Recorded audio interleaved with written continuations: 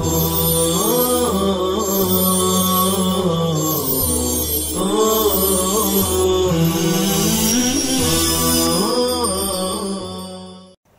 اللہ الرحمن الرحیم. طلبہ عربی پنجم، ہم نے دیوان المتنبی کے حوالے سے آپ کے سامنے قبل عزیز سے پہلے 10واں سبق پیش کیا ہے.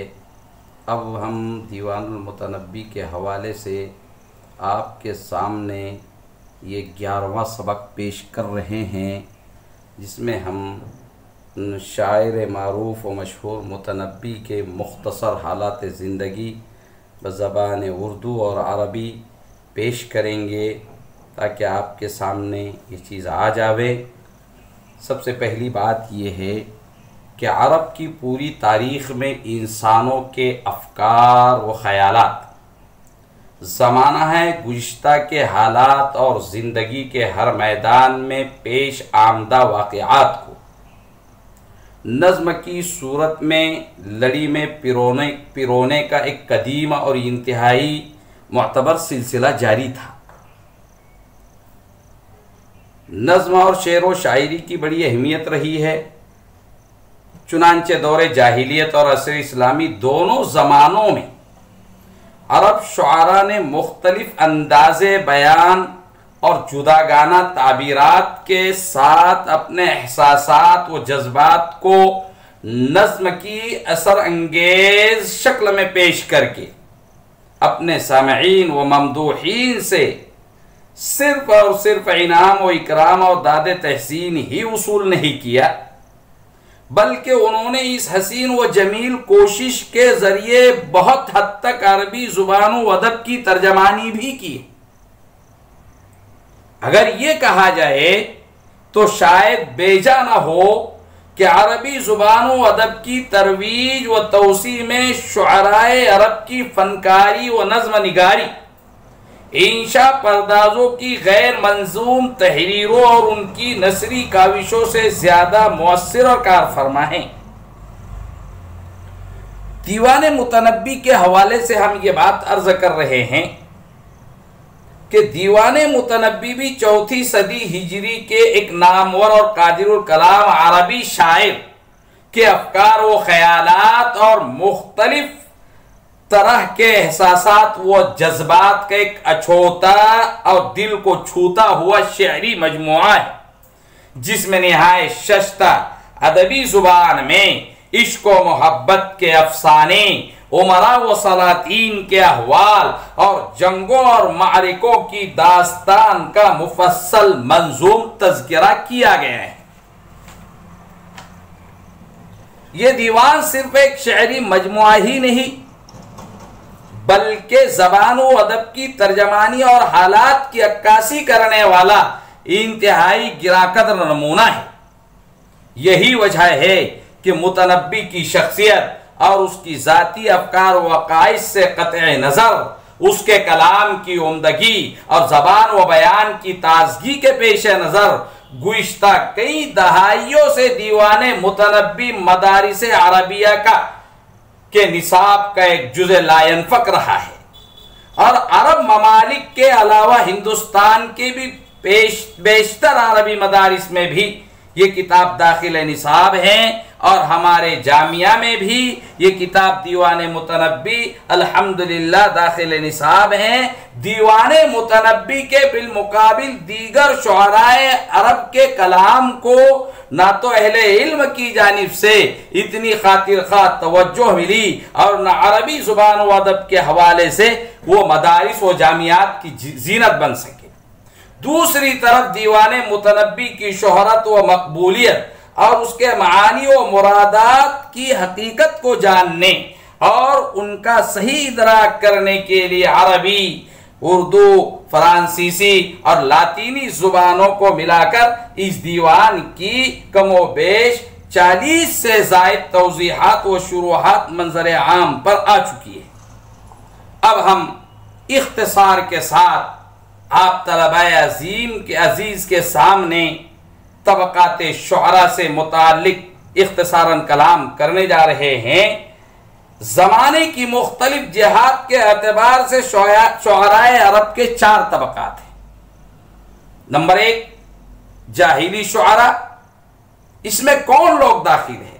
اس میں وہ لوگ داخل ہیں جو اسلام کے پہلے کے ہیں۔ جاہلی شعراء میں وہ لوگ داخل ہیں جو اسلام کے پہلے کے ہیں، یا اسلام کا زمانہ انہوں نے پایا مگر دور اسلامی میں کوئی قابل تذکرہ کلام ان سے صادر نہیں ہوا، جیسے امرؤ القیس، زہیر، لبید وغیرہ شعراء ہیں۔ نمبر 2 شعراء مخضرمین، وہ شعراء ہے کہ زمانہ جاہلیت اور دور اسلام دونوں میں ان کے اشعار کا ڈنکا بجا۔ زمانہ جاہلیت میں بھی انہوں نے شاعری کی اور دور اسلام میں بھی انہوں نے شاعری کی۔ مثلا حضرت خنسہ ہے، حضرت حسان ابن ثابت الانصاری وغیرہ شعراء ہے، اور دیگر شعراء ہے، ان کا شمار شعراء مخضرمین میں ہوتا ہے۔ نمبر 3 اسلامی شعراء، عربی روش پر گامزن رہ کر دور اسلامی میں وجود پذیر ہونے والے شعراء، یہ اسلامی شعراء ہے، جیسے شعراء بنی امیہ ہیں۔ نمبر 4 شعراء مولدون، یہ وہ لوگ ہیں جن کے زبان و بیان کا ملکہ کچھ متاثر ہو گیا تھا عجمیت کی وجہ سے، مگر فنکاری اور کاریگری کے ذریعے انہوں نے اس کی اصلاح کی، مثلا شعراء بنی عباس وغیرہ ہے۔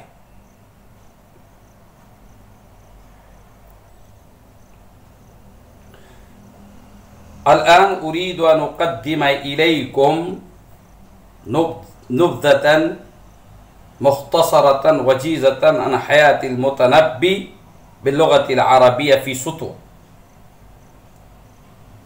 أبو الطيب المتنبي هو أحمد بن الحسين بن الحسن بن عبد الصمد الجعفي الكندي، ولد بالكوفة سنة 300 في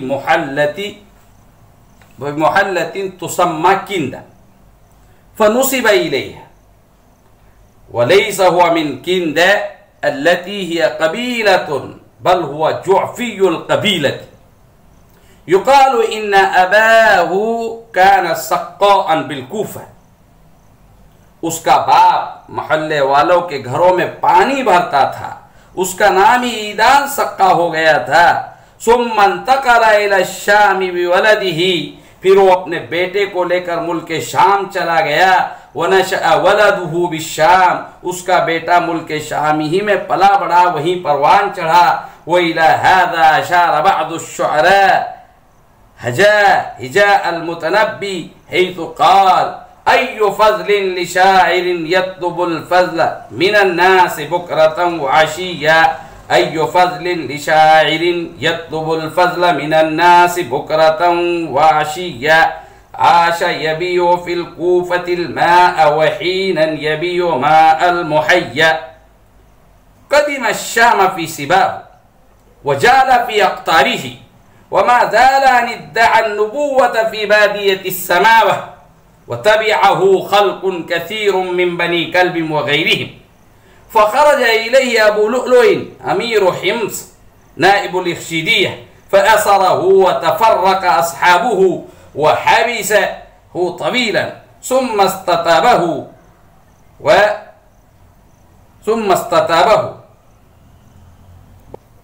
من ثم سمي المتنبي. ثم التحق بالأمير سيف الدولة سنة 37 و300، وما زال منقطعا له حتى وقع بين المتنبي وبين ابن خالوي النحوي كلام في مجلس من مجالس سيف الدولة، فوثب ابن خالوي على المتنبي فضرب وجهه بمفتاح كان معه فشجعه، وخرج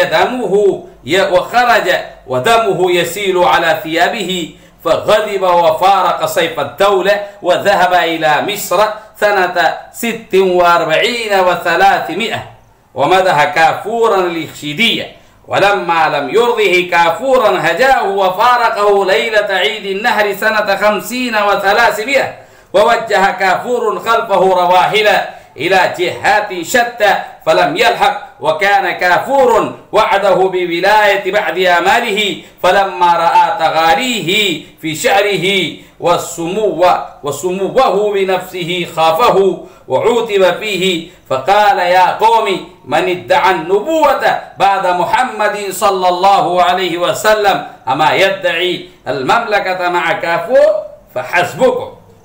ولما رحل عن كافور قصد بلاد فارس، ومدح ضد الدولة بن بويه الديلمي فأجزل جائزته، وكذلك مدح ابن العميد. ولما رجع من عزل الدولة قاصدا بغداد ثم إلى الكوفة في شعبان خلون منه، عرض له فاتك بن الجهل الأسدي في عدة من أصحابه، وكان مع المتنبي جماعة من أصحابه فقاتلوهم، فقتل المتنبي وابنه محسد وغلامه مفلح بالقرب من النعمانية في موضع يقال له السافية. من الجانب الغربي من سواد بغداد عند دير العقول، وذلك يوم الأربعاء ل6 بقين، وقيل ل3 بقين من شهر رمضان سنة 54 و300.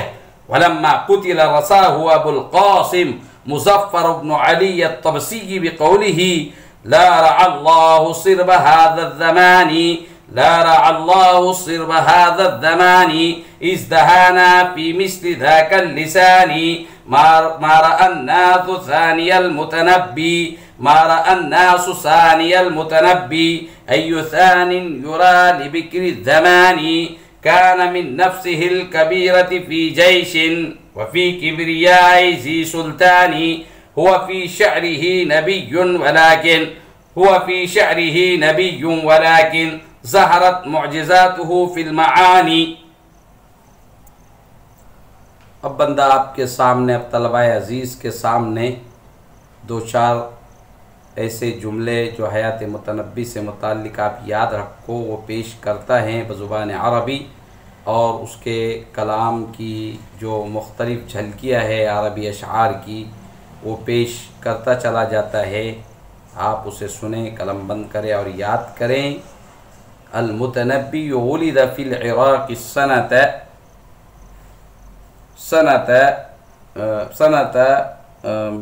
المتنبي يولد في العراق سنة 915 ميلادية، وتوفي سنة 1995، وعاش أجمل سنوات حياته في حلب، وكتب أجمل ومعظم شعره وهو في كنف سيف الدولة الحمداني أمير الدولة بني حمدان التي حكمت حلب وإنطاكيا والموصل قرابة 100 سنة. كلما قاله المتنبي شعرا ما زلنا نستخدمه منذ أكثر من 1000 سنة، وستظل حكمه ومقولاته شاهدا على مر الأزمان على عبقريته ونفاذ بصيرته.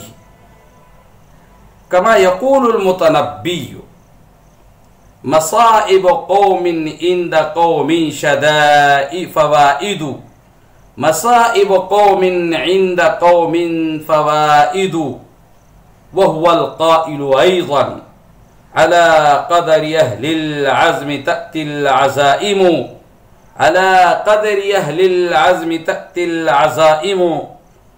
ويقول أيضا وكل الذي فوق التراب تراب।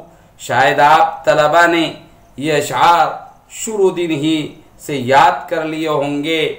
बंदा इन अशआर को पेश कर चुका है। लैतक तहलू वल हयातु मरीरतुन वलैतक तर्दा वल अनाम गज़ाबु, लैतल्लज़ी बैनी व बैनक आमिरुन व बैनी व बैनल आलमीन खराबु, इज़ा सह्ह मिनकल वुद्दु फल कुल्लु हय्यिनुन व कुल्लुल्लज़ी फौक़त तुराबि तुराबु। وأيضا ما كل ما يتمنى المرء يدركه، ما كل ما يتمنى المرء يدركه، تجري الرياح بما لا تشتهي السفن، وهو يقول أيضا لا يسلم الشرف الرفيع من الأذى، لا يسلم الشرف الرفيع من الأذى حتى يراق على جوانبه الدم. ويقول أيضا